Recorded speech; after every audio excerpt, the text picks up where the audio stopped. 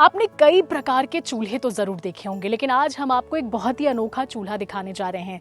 ये देखिए, ऐसा चूल्हा शायद आपने पहले कभी नहीं देखा होगा। अब आप सोच रहे होंगे कि ये चूल्हा आखिर कहाँ है और इसका क्या उपयोग होता है और कैसे उपयोग होता है। तो दोस्तों, इस वक्त हम लोग रुक्कड़ नाथ मंदिर में मौजूद हैं, जो दुर्ग ज़िले से बहुत करीब है, नारधा में स्थित है।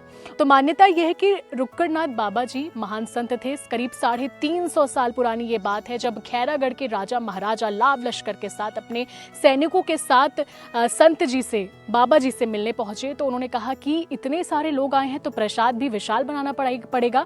ऐसे में वो मंदिर है, वहां पर उनका स्थान था, तो थोड़ी सी दूरी पर उन्होंने प्रसाद के लिए ये चूल्हा बनाया, क्या ताकि यहाँ पर सभी लोग प्रसाद खा सके, अपना पेट भर सके।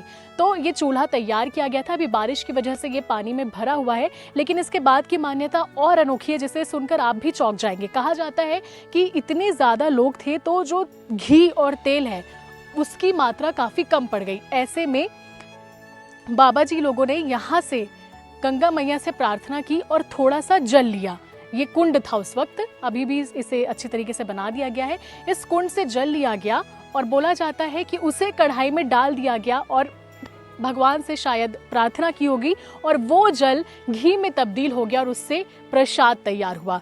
तो सोचिए, ये मान्यता है जो यहाँ इस मंदिर के पुजारी जी ने बताई है और वाकई बहुत ही चौंकाने वाला ये चूल्हा है। इसे लेकर आप क्या कहेंगे, कमेंट ज़रूर करें।